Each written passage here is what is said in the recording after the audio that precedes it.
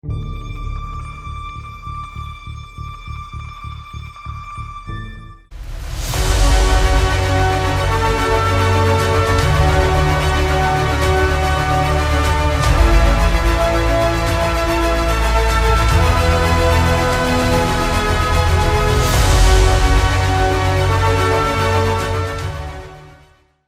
hello, everybody, and welcome to another episode of Average Superstar TV. I'm your host, Laura Lepre. Please give me that honor and subscribe to this channel. We are available on YouTube, Spotify, Stitcher, Amazon, and iHeartRadio. And my podcast goes all over the place between music and independent film. This week, we are back into the independent music world. So, I'm a podcaster, actor, director, and all that, but I'm also, as being a podcaster, I listen to other people's podcasts, being part of the podcast community. So this guest, I spotted on a fellow friend of mine called Babe Ragney, the Babe Ragney Show, another fellow wrestler from my past. And yeah, Babe's got an interesting show because I never know when they're coming on. Mine are every Monday morning, no matter what. It is. Hey, Baez Live, let's see who this is. So I clicked on and I was like, wow, look at this beautiful girl. I was like, look at she's beautiful smile. I've been dressed in blue. I was like, yeah, I'm all about that. And, you know, I'm just like doing my thing. And I was like, wow, this girl's so well spoken, so well driven. And being a guy who's been filmed for the last 10 years, and, you know, I built my own website. I've run 26 film festivals, been in like 100 films. I'm listening to this girl talk, and I'm like, she's not throwing BS. This girl's worked hard. She wants it. She's all heart. She's literally, I guarantee her, works in her mind 24/7. And I was like, I want this girl on my show. And you know, when his show ended, I was like, babe, who was that? That girl's awesome. I was like, that girl's coming on my show, and like I jumped right to our YouTube channel, and you know, I've been listening to a lot of her music as of late. So.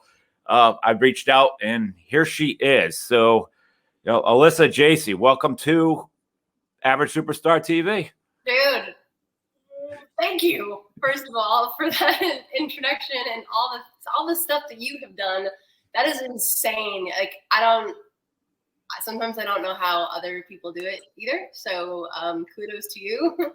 Thank you. I've done that on top of working. I've never been shy about that. I work a real world job too. So like there's not enough hours in the day. There's not, you know, so. But thank you for having me. And like, I never really asked you how you found me. And you might've said that in an email, but because of, like you just said, the brain's always working, always going. And so I might have read it and then like, how do you find me again? So a reminder, and thank you, Babe, for having me. And thank you for having me, Laura.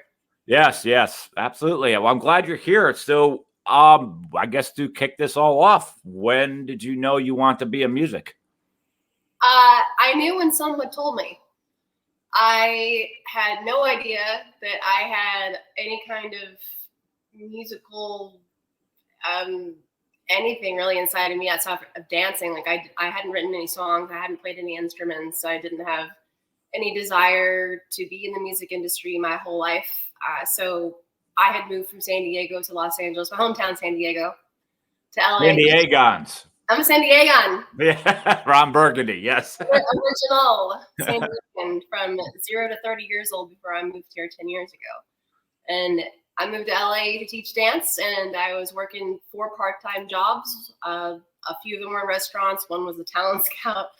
And I was at I was cocktail waitressing on the 3rd Street Promenade at a place called Gotham Hall, which no longer exists. And apparently I was singing to myself, and my coworkers heard me singing to myself, and they thought that I had a good voice, and they said, next Wednesday, we're starting karaoke. You're kicking it off. And that night and that song was how my entire music career started. Wow. So was this like when you were in your young 20s or your late teens? I had just danced in the Super Bowl. I was 23 years old at that time. And just after that, I moved to LA. So like just before I turned 24. That's crazy. Wow. I mean, I always said, like, I was not a person who was looking to get into acting. That's how I know Baez through wrestling. That was all me and him wanted to do. And it's amazing how one one day could change your life, because that's what happened, you know? So one day, one comment, one person. Yeah. I mean, you never know. That's one of my favorite phrases to say is you never know. So once you got that, because I'm in film, you're in music, and I've also been around music. I mean, I worked at the Trocadero Theater for 13 years until it closed, and I did that because for the love of music. I mean, you're getting free shows.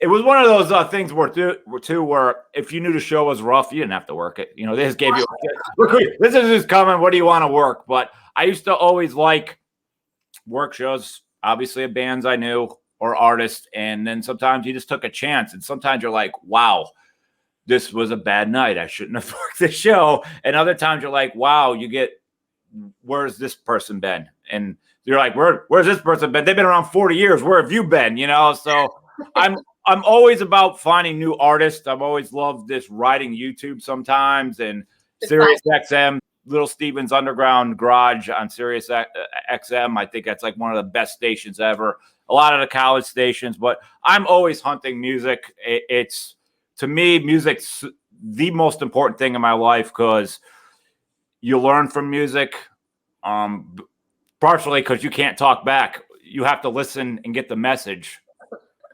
for the song to resonate with you, you know? That's an excellent point. I've never heard anyone say that, but that makes all the sense in the world. Yeah, and for like the artists that were important to me, like Leonard Cohen, like Nick Cave and Lou Reed and Joni Mitchell, Patti Smith, like for that music to hit you, I like you got to listen. And no matter what, when you have music, you're never alone.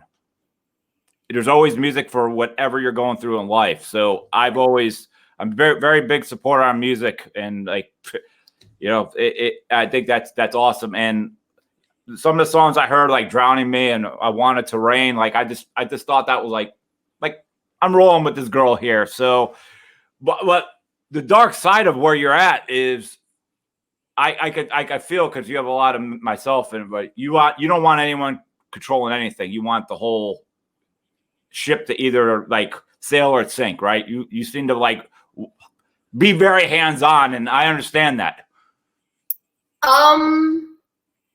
It's not that I don't like. I'm at a point in my life now at 40. I'm just a brand new 40-year-old. I am signing divorce papers coming up here in a couple weeks, and I'm at a point now where I'm like, God, I wish someone would take the reins. Because it's been 17 years now of me directing the ship and doing everything. And if you haven't listened to, those of you who are listening, the Baez show and we kind of went off on a tangent of like what it really entails to be an independent artist. It's not just like showing up to the show and playing your song or like writing it. There's so much involved, and to be that like booking agent, PR person, graphic design person, an actor in your own music video, co-director, the writer of your own songs, the player of your own music, the booker of your own shows, tours, the singer, the performer, all that stuff for 17 years ongoing. I'm exhausted. Yeah. So I would love at some point for someone to be like, there you go, I got this for you.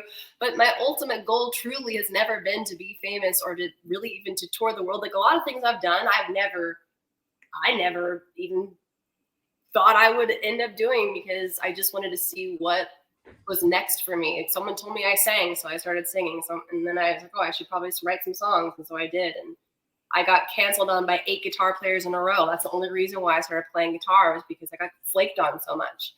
And next thing I know, I'm playing drums. Next thing I know, I'm hosting TV shows and I'm doing all this stuff. And like, it's awesome. I love it. Thank you, God. Thank you so much. But now over the years, I learned, because I write so many different genres, I want my songs on TV and film. That's the ultimate goal. Ultimate goal for me, sync licensing. And I'm with one agency right now. I would love to be signed to a million different ones. But yeah, so either someone can take the reins and do other stuff, or I want my stuff heard on your next favorite movie or commercial. Yeah. You want to do you find that, you find like people aren't moving fast enough for you, so you just take the ball and like, get out of my way, I'm doing it myself? Do you have that in you?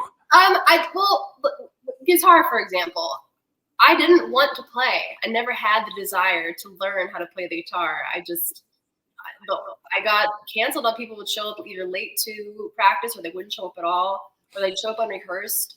And I'm just like, if I'm gonna get anywhere in this industry or do anything, I'm gonna have to do this myself. And the same thing happened I got approached by 3 different managers over the years. And they're like, yeah, I want to manage you. Great, sure. And they did nothing. So if you're gonna say you're gonna manage me, you need to put in the work. And that's the whole point of being the manager. And so the artist can be the artist, but I never got that opportunity. So I just kept doing it myself. Yeah. I think I heard right on Baez show. Were you almost telling the manager what they had to do at certain points? Well, yeah, because they didn't do anything. And so, yeah. So now you should maybe contact this person that you didn't write that booking agent back. Wow. yeah. Well, I totally, because it bounces off film and music. But I had a big thing where I'm waiting on people. Like I'm trying to collaborate, and they're like, "Oh, I'm gonna get to it. Oh, well, I have it done." And like, we gotta get this done. And then like they're checked into Applebee's, and like I'm home on the computer, and I'm like, why are you not doing the same thing? And then the next day, it's like, oh, I need a day off. Well, I'm still working. So it came to the point where it's like, I call myself a bulldozer. I'm going right over you. But I have to cut you out. Like you're not helping. So I like that. I like having full. I like owning it all, but I also understand what you're saying. Like you want to scream, please take the ball, but if no one's taking it, I'm not letting you have it. Well, you just said something that no one has ever said that has resonated with this quote that someone that you probably know said. Obviously, many of you who are watching this, you've heard of the band Kiss. Do you know their manager's name? I can't say I do. No. So Doc McGhee. Oh, yes. Okay. The Doc. Yes. Doc. So Doc, long story short, he came to one of my shows 12 years ago, and we have remained really good friends ever since. He moved to Florida about 1.5 years ago, but we consistently meet each other. Once I moved to Nashville, like every 4 months or 6 months, and we have these meetings. And he's been an outstanding, more of a friend than a mentor. He's been pretty direct with like, long story short, and I'm going to just keep telling the story. But he called me. So I asked him one day when I started this inspirational career coaching business and artist development for other musicians. It's like, would you mind if I filmed you? Now that you've been meeting with me for several years, you know my work ethic. Can I just ask you a couple questions? And he's like, sure. And so one of my questions was, and this was just sporadic, and when in the middle of one of our meetings, he didn't expect this at all. And I said, why do you think people should hire Alyssa Jacey as their career coach? And he used your words. It's like, well, he said a lot of really nice things, but he said, you better get out of her way. She's just going to roll right over you. Like you want someone like that fighting for you and bulldozing and, in your corner. But he used the words bulldoze and like roll right over you. And it just kind of reminded me of that moment. That's awesome. Yeah. Hail to the Doc. We used the word bulldoze. Yeah. I think he worked with Motley Crue too. Yeah, he did. Yep. Yeah. On Jovi, Darius Rucker, a lot of different artists. So are you particularly in Nashville just because that's the happening place? So you figured you should be there too? I didn't figure anything because 10 years ago, it wasn't the happening place when I moved here. So I had toured here 4 years in a row prior to that. And each year that I came here, I'd sell twice as many CDs as the last tour. And I get twice as many people telling me that I should move here. And when you get Nashvillians telling you would do well here, like they tell you kind of directly, we don't tell many people to move here, but you would be successful. And it was my 4th tour when I was here. I was actually driving back from a show in Alabama back to Nashville. And I called my mom and I said, this is it. I know it's time now. It's time for me to leave my little nest in San Diego, my little everything that I've ever known, my family, my friends. And so I flew home because I had driven here from San Diego. I toured and played in every state along the way to Nashville, left my car, flew home, 5 parents, broke up with a boyfriend, got rid of the condo, peace out, friends, I'm out. And I moved here. I knew 2 people, didn't have a job. And that was 10 years ago. I have a feeling you made friends fast. You have to. Yeah. In this industry, if you can't make friends fast. I think it's an amazing city. I was just there a year or so ago, and I remember I got there too early. I was on a cross country trip, and I think it was 8 a.m. I went and had morning coffee with Johnny and Joan at their grave in Hendersonville, and it was this early. And by the time I got into the town, it was like 10 a.m. I'm like, man, I'm too early. Nothing's happening. And all of a sudden, I'm like, hearing a band. It's 10 a.m. And then I walked to the next block, and there's another band. And I was like, is this really happening? And it was like by noon, it felt like, 10 o'clock anywhere else in another city. I could not believe it. I just think the place is amazing. Yeah, it's grown so much. And I'm also, that's kind of another thing too. I'm at the point where is it still the place that I stay? I don't really, there's a lot of up in the airs at the moment. You do whatever's best for you. You know what you got to do. Your heart will tell. I think you always seem to make the right decision. The guy, well, me directly or like people in general? I think you. I think even if you make a decision and it's wrong, I just think it's going to lead you. Because I think I always said for myself, I feel once in a while I take a knee, but I never go down. It's like even the worst thing. It's like I recover easy, I guess is what you could say. I just get more motivated. So that you have to as an artist in anything, film, music, anything. Like sometimes you see people just go down once and they never get up. I'm like, what? Wow. Like I tell people you have to be bulletproof. Music, film. I mean, anytime you put a piece of music or a film out there, you're going to get a lot of people that like it. And then on the other hand, here's going to come someone, chances are it's another artist, is the one that doesn't want you to succeed, is making problems for you. Yeah, I like that phrase a lot. Sometimes you take a knee, but you never go down. Yeah. That's pretty cool. I feel like I should get a notepad here because that's like the second or third time you said something that I feel like that's a cool quote. Well, when this actually but it'll be on YouTube, or you could just make your notes, or I'll email it all to you. I don't exactly have a 10 commandments, but I could kind of come up with my little list there. I liked it. Sweet. So right now, what's going? Right. So I said, what's going?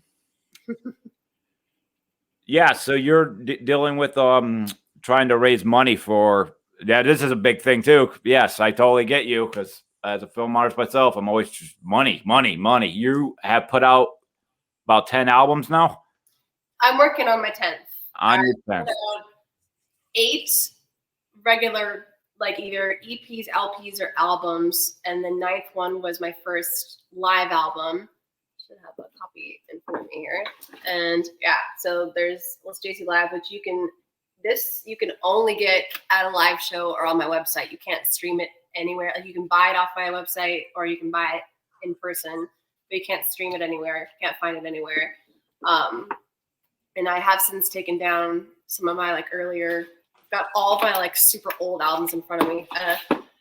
But I'm working on my 10th right now. I've probably released in general 130 songs, 120 songs. And if I get to the goal that I want to, and I've written over 400, well over 400 at this point, I would really like to release. It went from 22 songs to 20 songs. And now if I could even just raise the money to get to 15, that would be amazing. Yeah, it's rough. It's just a rough because you're living it. It's weird to keep asking people for money, and then then there's always, I always say, I call it the ambush. You think this is the amount you need, and something happens, and then the bar goes higher. Yeah, that is totally an accurate statement. Very, very accurate. I've self-funded everything except my entire repertoire of albums. I've self-funded minus I Want It to Rain. I raised the money for that song and that video, and I raised money to help put me on. I think it was my first national tour. I asked for help so I can get gas money, and at the time it was just a ton of driving, and staying in hotels and stuff, because sometimes I'll fly. Years later, I would fly, but early on, I was like, I just need money to get from place to place. I'm not making enough. Sometimes I'll play for free. And so I raised some money to help put me on that tour. But yeah, everything's been self-funded except for that. And I want it to rain. So I'm at the point now where I believe in my music, but I couldn't believe in these songs more if I tried. And they're so eclectic and different from each other. And there's one core underlying theme, and it's just all about like picking yourself up and self-empowerment self-care, and everything's going to be all right kind of feelings. But in pop, rock, and punk pop, and rap, and blues, and R&B, and reggae, and country. And I would love for everyone to hear just this eclectic group of songs. And so, yes, I'm raising money for that as often as anyone wants to donate. You're going to use all that. All those ingredients. All of those ingredients. I can't tell you how beautiful that is. I'm so attracted to people like Moby and Beck that you don't know from album to album what their sound's going to be like. I understand an artist it has to be sometimes married to their sound, because if they have the audience and if they try something else, they lose it. But you are in that perfect spot where it's like, hey, this is what I'm doing, you know? So well, everyone's known that from me. If you're an Alyssa Jacey follower or fan, you've known from the beginning, this is just how I've been the whole time. Now, I might not have done reggae in my early years, and I haven't rapped in my early years, but if you listen to some of my old stuff, it's pop, it's country, it's a lot of it's singer-songwriter, pop, country, blues, a lot of those mixtures. And over the years, I've started I have a jazz song out now. I've got a couple reggae songs, and I started rapping 4 years ago. And so now it's like I have like one kind of surf rock song, but that's you can kind of always expect the unexpected when you hear music from me or my shows. Come to my shows. I like it. I like the diverse one. Yes, I do. Yeah, it's fun. Also, I get bored with myself. Because you make a really good point, and Doc said this to me too. I'll quote another Doc thing. He's like, I'm not gonna say that. He said, you need to pick a genre. Essentially, it was like, pick a genre. But this was back in the day. And so one of our last conversations, the industry has shifted so much that a lot of different artists now are putting out albums that do have an eclectic grouping of songs. And so a lot of things of what Doc and I would do is he would share this new artist that he had just signed, and I'd show him my new music. He'd show me his new music from his new artist. And the last album he showed me was an artist that had quite a lot of different genres on their one album. And I'm like, Doc, do you know anyone who's been doing that for a while at all? He said to pick a genre, but Drowning Me was like pretty much the only song he really, really liked. So so you're going for your 10th album here. So let me backtrack this a bit to your previous 9. So I understand, because I'm right with you these days, with streaming versus physical media, how much more harder it is to make money doing what you love.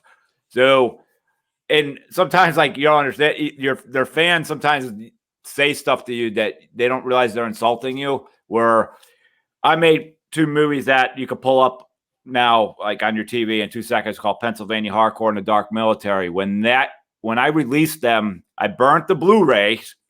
I made all the T-shirts, basically all the intellectual property, the glasses and everything. So that is where I would say, if I made any money back, that's where it came.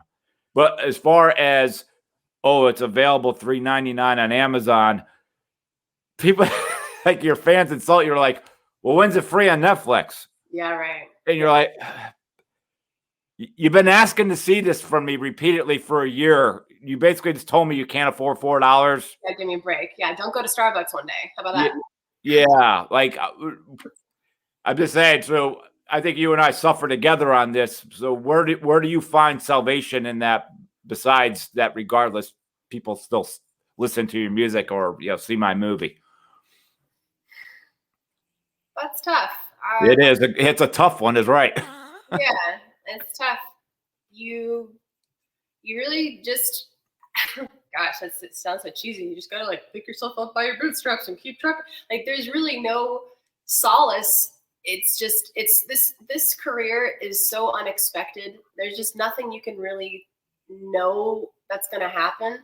So that could be both good and bad. So you just have to remember that with the bad can come the good. And I think that if you can remind yourself of that, then you're gonna be okay. Yeah, I mean, I look at the same way with someone that comes up to like, regardless of however they saw the movie, they enjoyed it. It was like the greatest thing. I mean, it warms your heart. You're like, oh.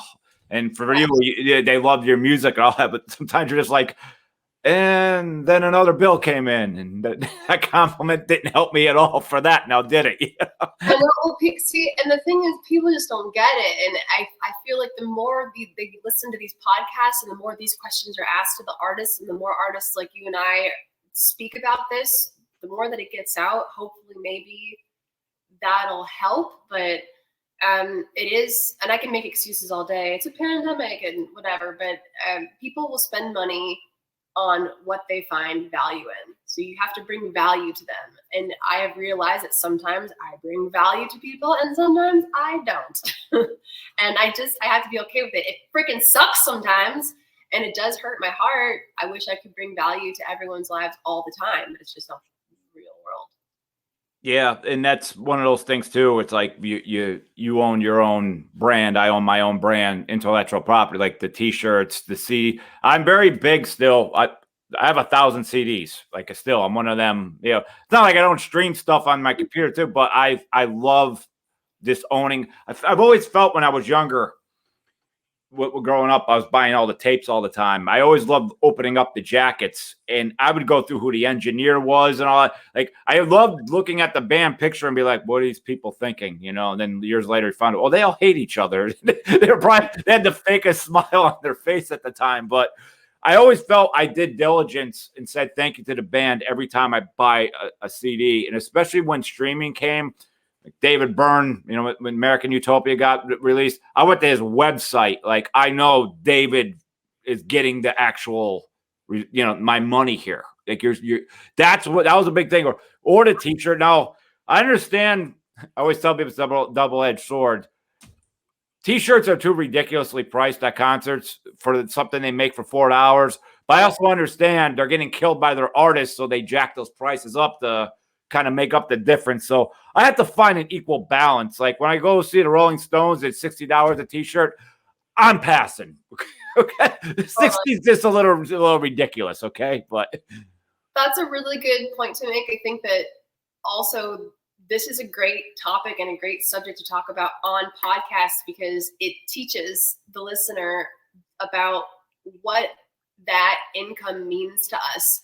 You can stream all day long, and you think you're helping us get plays and stuff. You are kind of, but we're making 0.0000009 percent of a penny.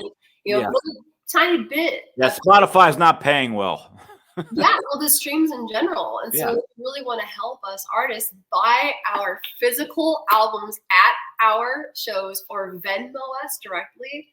Because that's really the way that we can make the money. Buy the merchandise, Venmo, Cash App, PayPal. Yeah, and it's up to us artists too to understand too. I've said like people don't own CD players the way they used to. They don't own DVD players, so like you got to come up with stuff that people might want. Sure. You know, like that's my movie Glass like logo and stuff. But I don't know if I can guess on this. That's awesome.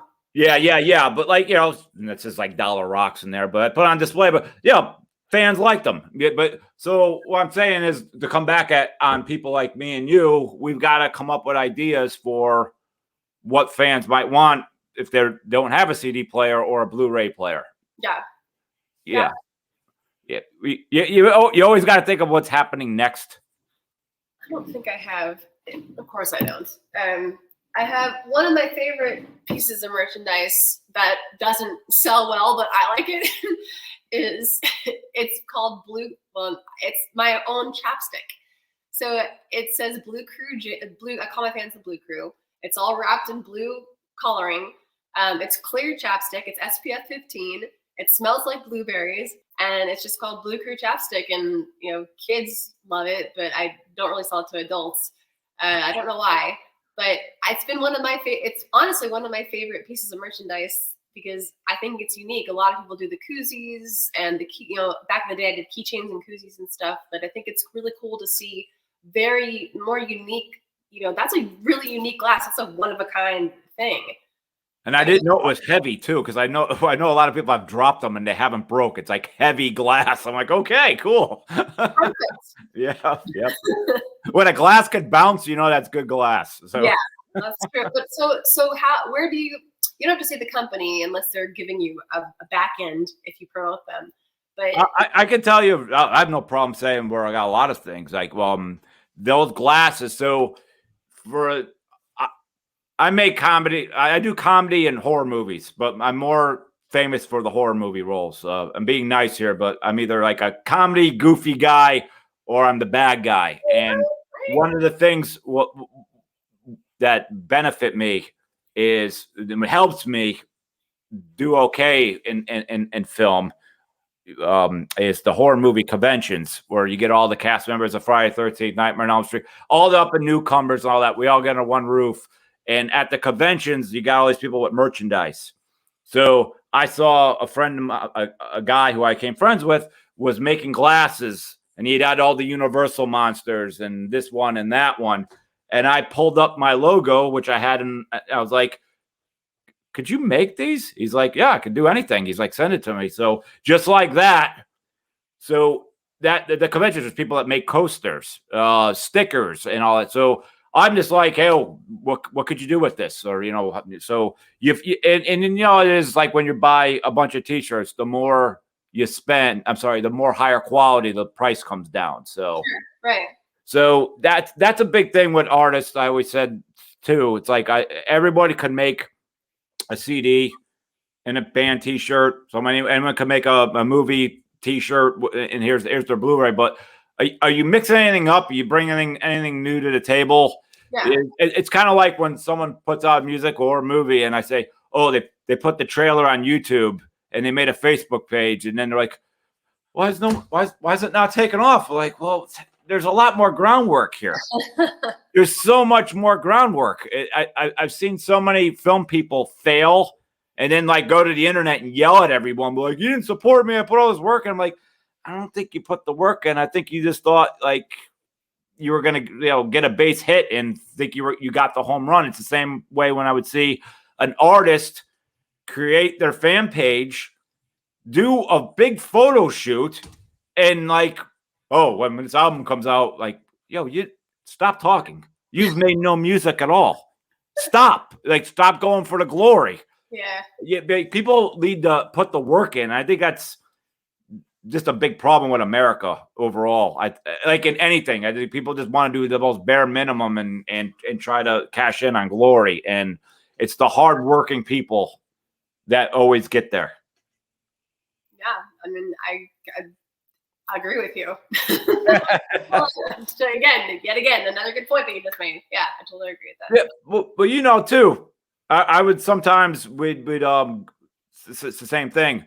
I could get hired to go be in someone's movie, and I drive 3 hours, and I get there and I look at the set and be like, this is going to be horrible. Like they don't have the right equipment for what they're trying to do, and there's 20 actors here, and it's like you want to turn around and leave, but you never want to be the guy that's like, well, you're cast, you have a bigger role. Like, you bring that entire movie down, even though you're basically got to be a sacrificial lamb. Like you could be a diva and be like, I am out of here. I'm better than this. And then everybody, your reputation, you have to go through that day, get through it. And then you're driving back after a long day. You're angry, 3 hours of my life. And you understand too, if, hey, this gig's going to be the most amazing thing. And you pull in, you're like, oh, there's 6 people, huh? Like, regardless of whose fault it is. If it wasn't promoted or, maybe you thought more people were going to come, but you got to go on stage and play hard for those 6 people, but you got to do it. And there's a lot of trial and error. And a lot of people don't like to go through this. They just don't. Well, it's like getting punched in the face over and over again. Like, who likes that? Yeah. I relate to that so much because there have been so many. When I think about how many shows I've played, you think about how many films you've been in. So I'm at around somewhere between 3,500 and 4,000 shows. 37 some, I don't know. I'm up there with thousands of shows, and I can think of a bajillion of them exactly how you just described. But you can't be. Can I cuss on our show? On the show? Do whatever you want, sure. I'm an asshole in my head. Yes. This is ridiculous. I can't believe that they think that they're being professional. Like the lighting is terrible. They're going to use that kind of mic or whatever it is. They don't even have the stage set up or like whatever the issue is. But I zip my mouth and I do the thing, and then you leave, and then you're like cussing to yourself on the way home. Oh gosh, that's you have to do that. You have to do the drive, but no one in the car, and just let it all out. It has helped shape me, and I hope that it's helped shape you. And I think if we really it's kind of a blessing and a curse because it teaches you to be not necessarily like to be humble, but just more appreciative. These are things that led you to other things. These are things that help build. There's still something out of every gig you played or any film I've been in where there's something you took with you. Like even though this film sucks, see this person over there, this person's trying to be something. I'm taking this person's information. This entire set could blow up, but I'm holding on. I'm keeping.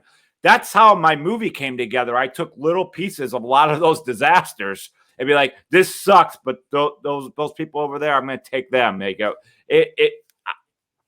It's a lot of trial and error, and I still looked at, and you would be the same. I know is whether you played in front of 100 or 1,000 people or 6, you'd still getting experience.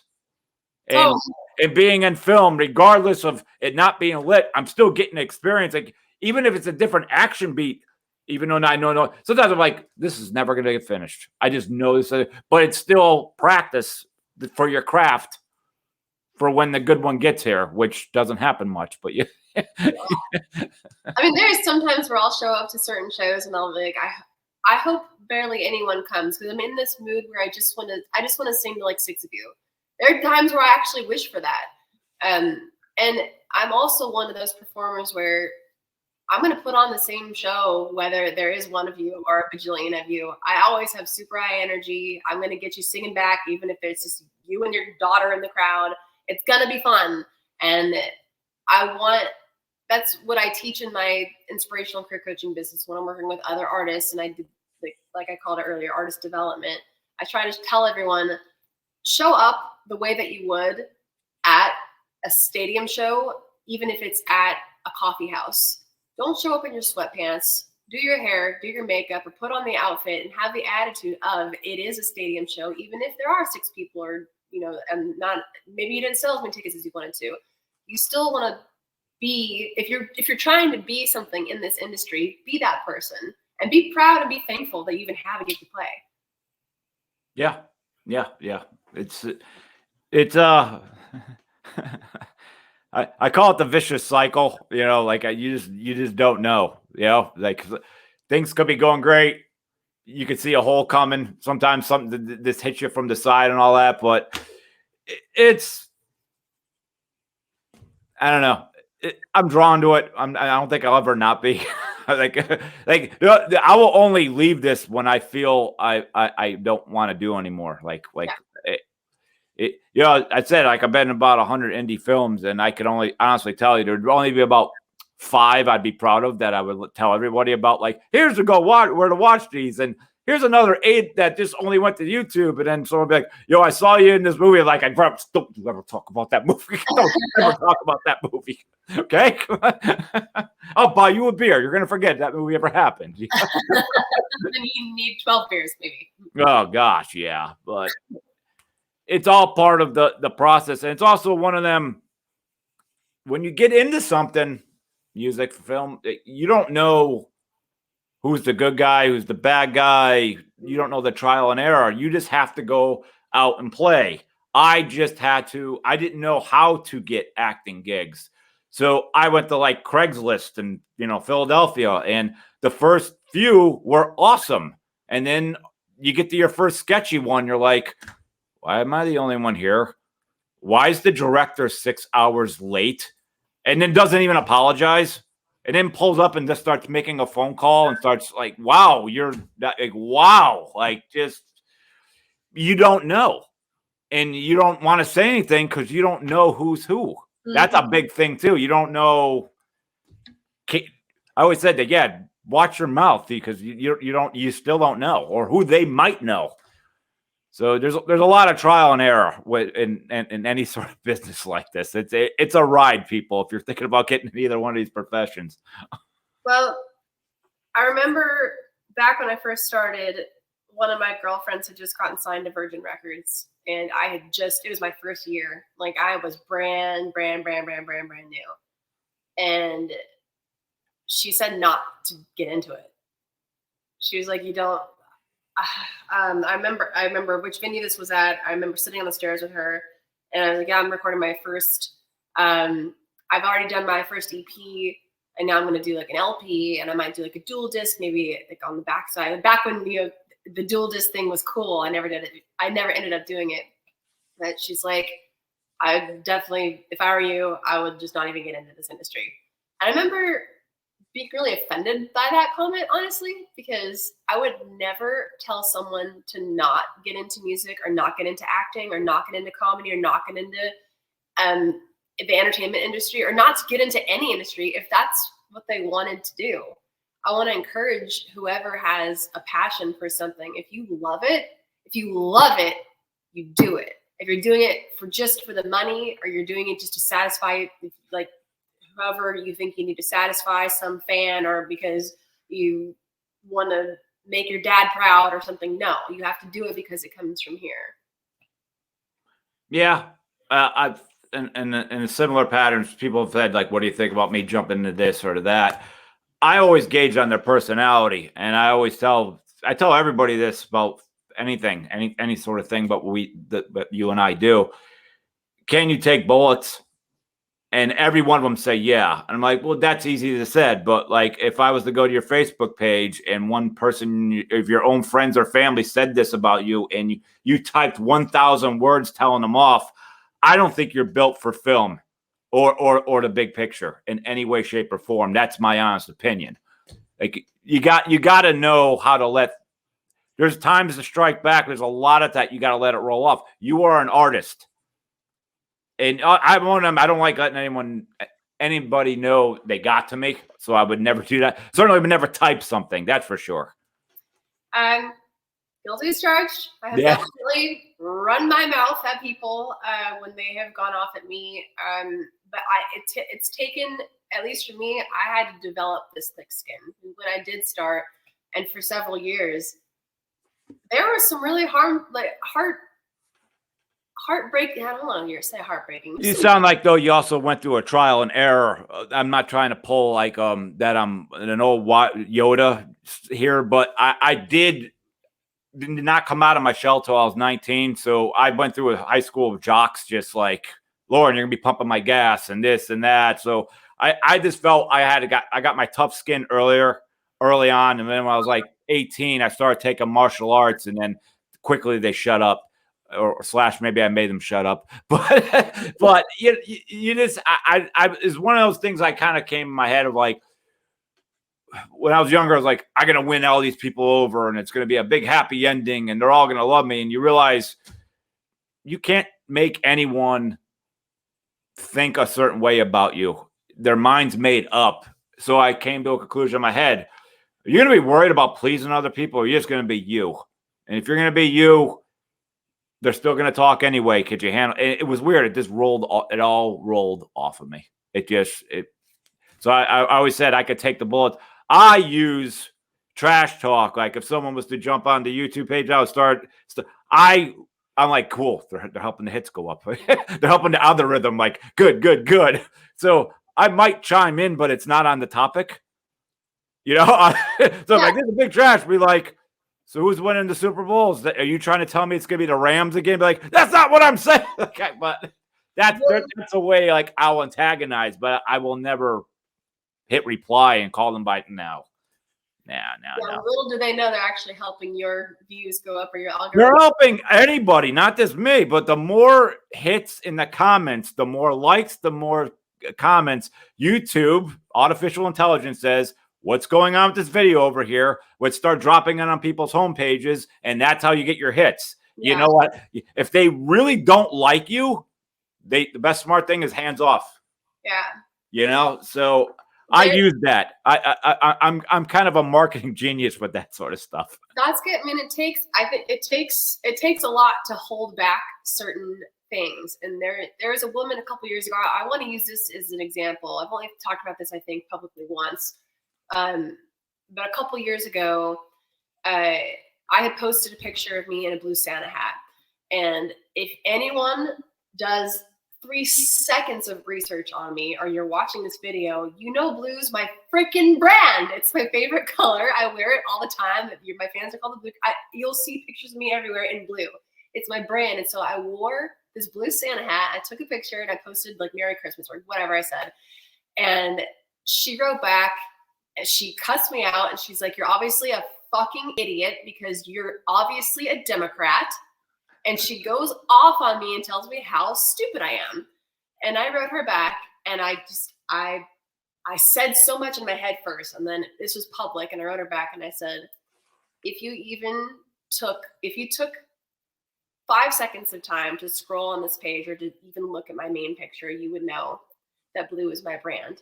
And it's been my brand for the last, if this was 2 years ago, 15 years.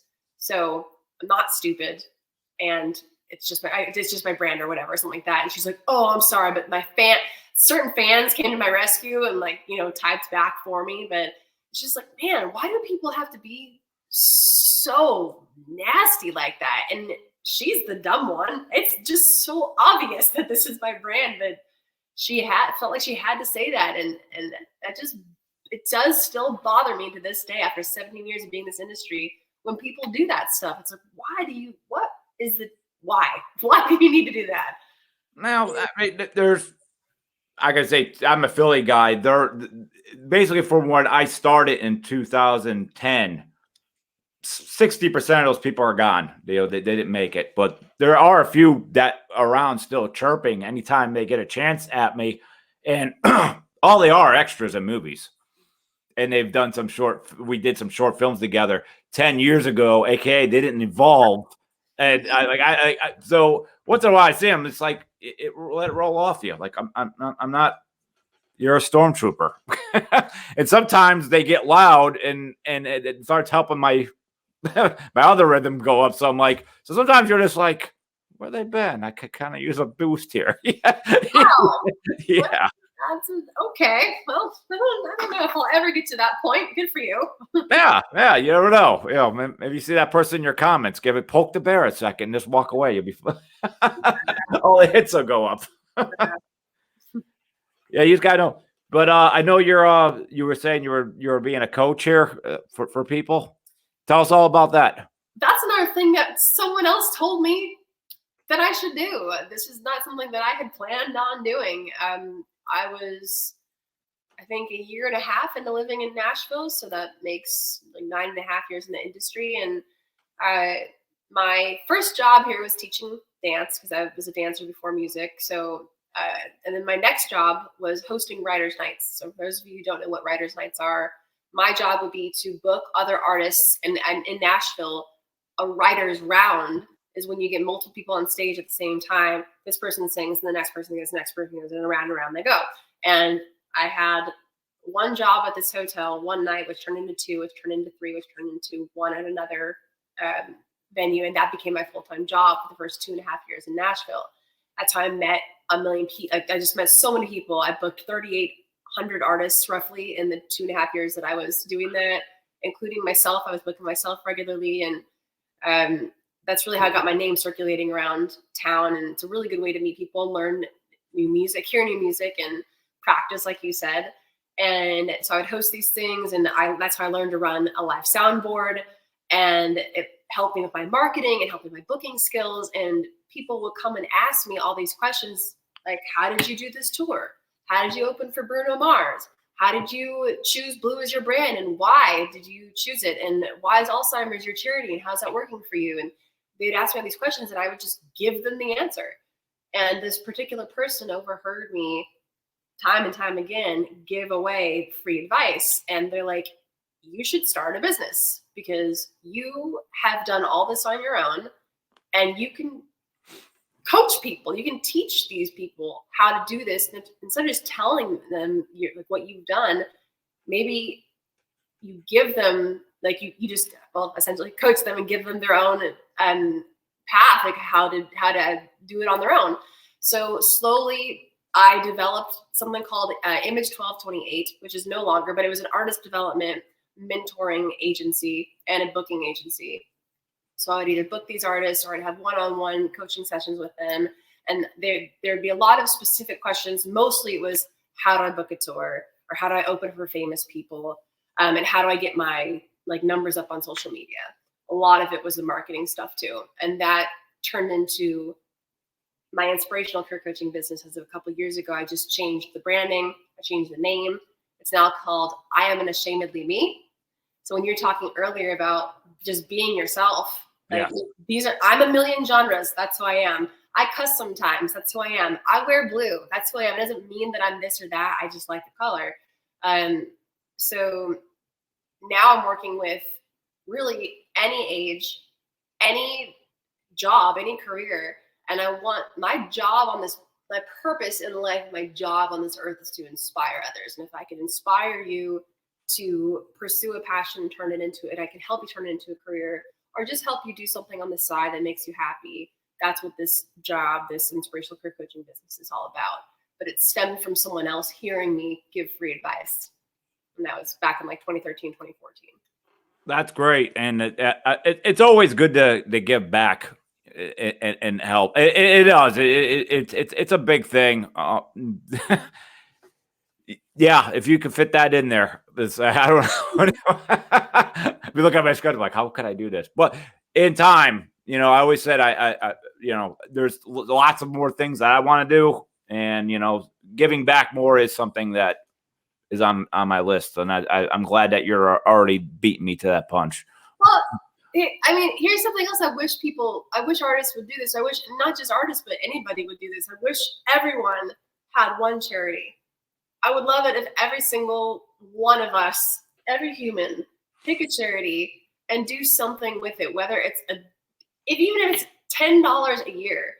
But through wearing blue with my shows, I've been donating for the last 10 years. You wear any shade you want to my shows. And if you buy a ticket to one of my ticketed shows, I donate $1 from every one of those ticket sales, which is a lot for an artist, not 10 cents, right? Yeah. $1 to the Alzheimer's Association, because I lost my grandma to that disease 1 month after I started singing, and she never got to see a show. And so it was my absolute determination and decision that I made when she passed, that when and if I ever got to a place where I was playing a bunch of ticketed shows and I could start giving back and things like that, I would. And so that was 2005, and I started doing that when I moved here in 2012, January 2012, and I've been doing it consistently every month, donating to Alzheimer's in some form or fashion, whether it's through the ticketed shows or it's a percentage of my merchandise sales, all from wearing blue. You just have to wear blue to my shows. That's a beautiful way to tribute her. I think that's awesome. Thank you. Yeah. I want to back up to one thing you were saying, that you were, when you were working at a club and also booking the bands. Mm-hmm. You're gonna jump right. I know you're gonna be right jumping on my back with this one and backing me up. But I've always told people when they say, "Hey, I want to get into film," they say, "What should I do?" I always say, volunteer to work a full movie set. Walk in, say, "I know nothing," from the ground up. They'll take you anyway. And that's how you start learning the parts, how a film comes together, a good production. Volunteer. And what you did, I worked at the Trocadero Theater in Philadelphia for almost 15 years. It closed in 2019. It was open 149 years. But what I could totally, follow up on what you just said, I worked there because I loved music. I worked there certainly wasn't for the money that I was making. I was doing it because I loved the building. It was great. But and any artist that's trying to get into music, you get connected to all the venues. Everyone's connected one way or another, and it's a real smart way to get to know people. You get to know the road managers, the book band. People jump from band to band, but you could be in somewhere else in a country, in a different part of the country, and you wouldn't believe that. Like, oh, there's such and such. He's working the door. Like, you get to walk right in and get some free drinks. Like, it really is a big community, and basically what I'm trying to say is it's what I just told you with film, and which I did and she did. You gotta get involved. And oh darn, I'm working a concert venue. I get to hear music every night for free, and it's sometimes there's bands that were rough. Like you were like, oh my god, that was like worse than my day job. I mean, sometimes there'd be shows you work, you're like, this was so stressful. Yeah. But listen, if you're trying to get somewhere, you got to dive in, and sometimes you got to go into deep waters you don't want to go, but you got to swim in it. You're full of them. You're full of the one-lining knowledge. Yeah, the martial art movies when you were growing up, there was that guy in the mountains where they went and trained with the guy, like he had all the wisdom. Yeah, I think I channeled those people, or at least pretend that I'm one of them. What's your cup? Keep calm and what? Keep calm and okay, all right. The things you find at the flea market. Yeah. What are you drinking in there? Just water. Yeah, it's kind of weird. As I'm up here in Philadelphia in the winter, I can't drink anything. It just doesn't.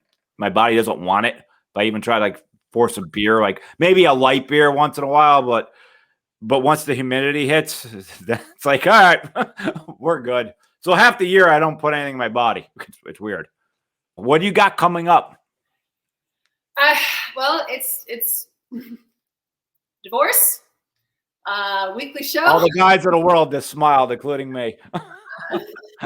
I tell everybody because it's been a long time. We were only married for a year and a half, and it's taken a year and a half to get divorced. And we don't even have kids, and we don't have pets. So all for a piece of paper, right? All for.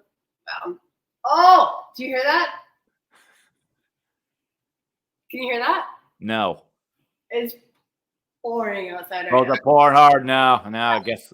But okay, so what I have coming up? So my days consist of constant video editing, which I didn't go to school for. I went to college, communications major, almost minored in Spanish.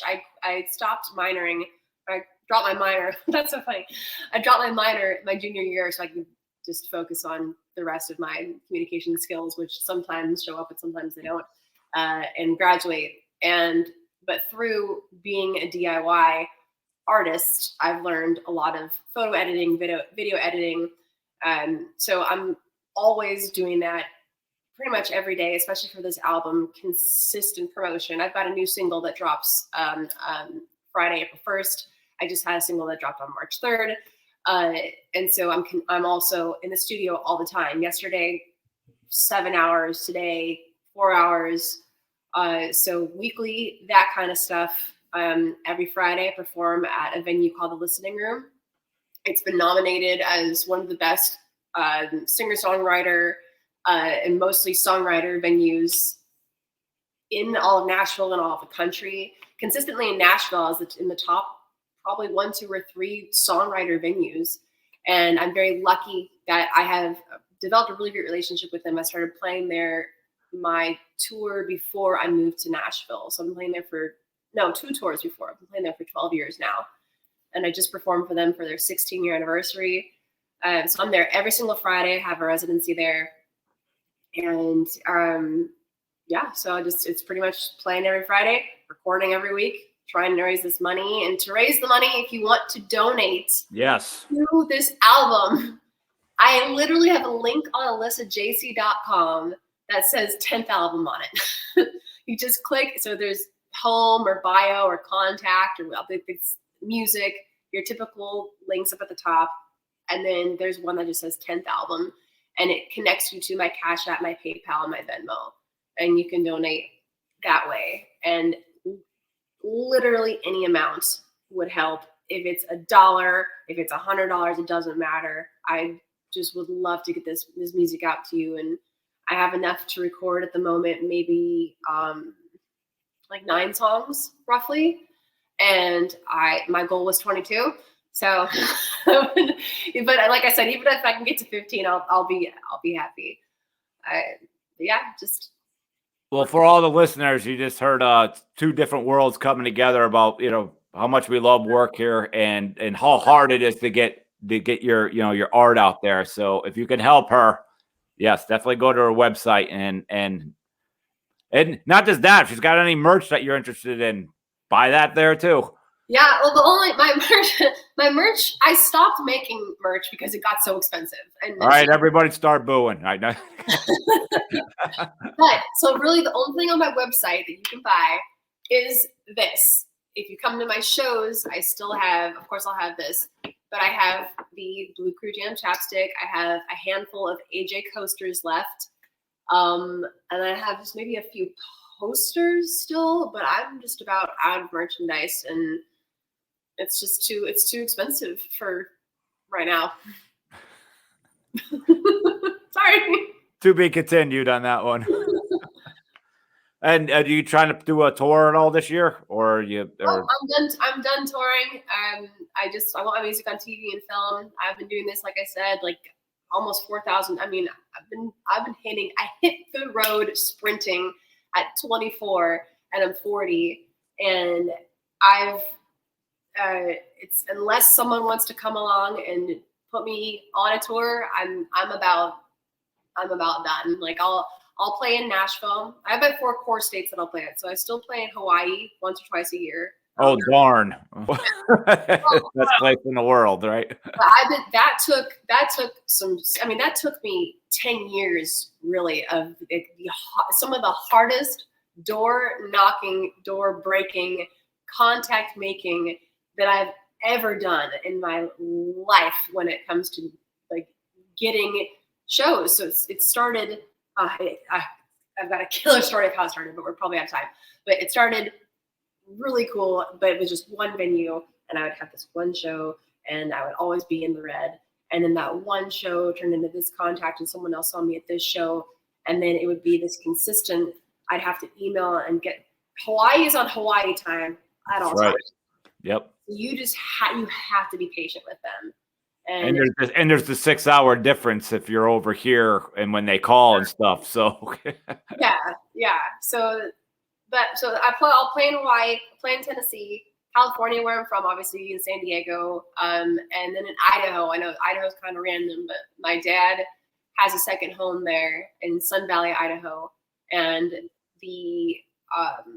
there's a venue out there that I played at like my second year of music, and it's a venue that I've consistently played at I played there for 14 years, and now I'm playing at theaters there and stuff. So I'll do those probably core states, and if someone wants to hire me to play a house concert, that's different. I'll go to your home wherever you are. But touring for me at this point in this stage in my career, I don't think that's something that I'm going to be putting any more time into anymore. It's really just get my music on TV and film. Sync licensing, that's what I need to do. Sweet. So AlyssaJ.com is AlyssaJacey.com is where to find all your music? Yes, ALYSSAJACEY, which I'm sure you'll probably tag me or you'll see my name, but it's just my name.com. Yes. But they can also hear your songs on YouTube? Yeah, YouTube, Pandora, Spotify, Apple Music, iTunes, whatever you really stream or listen to, it's probably on there. And the only way to get my oldest albums, where is the oldest one? I'll show you just a front picture of it. The only way you can get anything of my oldest songs, which you will see on the website, is you have to actually email me. I don't know where that went, but this is my second release I ever put out. It's an EP, but you have to email me and I will MP3 or Dropbox or like WeTransfer you the songs, because I've since taken this off the internet. I've taken this off the internet.